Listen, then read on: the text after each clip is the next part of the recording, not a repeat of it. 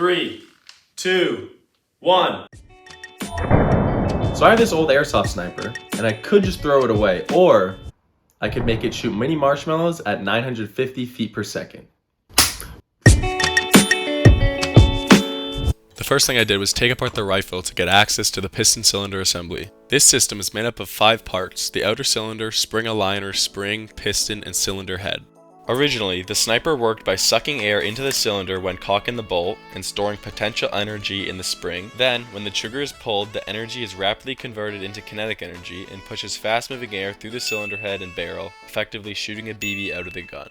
So I had the idea to modify this piston cylinder assembly to run on 22 caliber ramset charges, normally used to put long nails through thick wood and concrete. To do this, I drilled a bigger hole in the cylinder head. Now we have a hole that fits our 22 caliber charge perfectly. To load the gun, a 22 caliber charge is inserted into this hole in the cylinder head. Then, when the trigger is pulled and the piston is rapidly forced into the primer of the charge, it explodes and shoots high velocity gas out the end.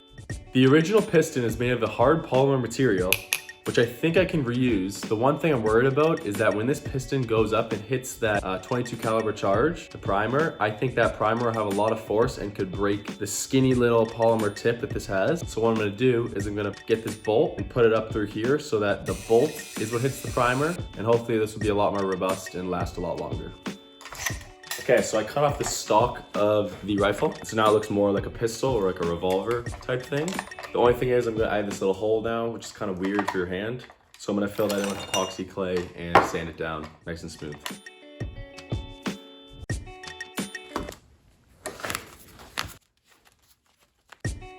Okay, so an issue I'm running into right now is there is a lot of play between the cylinder and the gun housing. So I'm gonna 3D print 2 legs here, and it'll have a hole in it and basically just support the cylinder and hopefully stop some of this wiggling going on.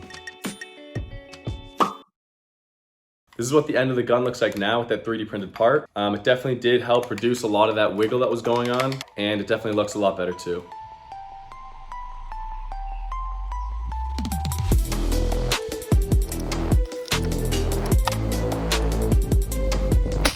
Okay, so before I shoot the marshmallow shooter, I just want to say do not try recreating this at home. This is an extremely powerful gun and shoots at very high speeds, as you'll see later in the video, and it should not be messed around with. This video is for educational purposes only. Okay, so first we're going to be shooting a mini marshmallow at an apple. 3, 2, 1. 1.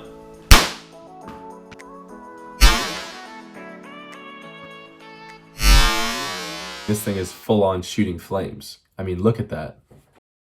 Okay, so the marshmallow did some pretty substantial damage to this apple. Next, we're gonna try shooting an earplug at the same apple. Okay, earplug in 3, 2, 1.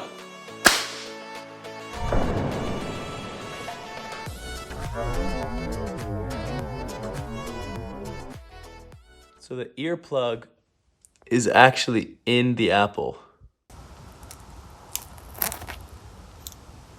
Okay, so to be able to calculate the speed of the projectiles I was shooting, I painted a piece of wood with squares a foot wide so I could approximate the distance a projectile travels within 1 frame. This would then allow me to calculate an estimated speed that the projectile would be traveling. First, let's calculate the speed of a mini marshmallow.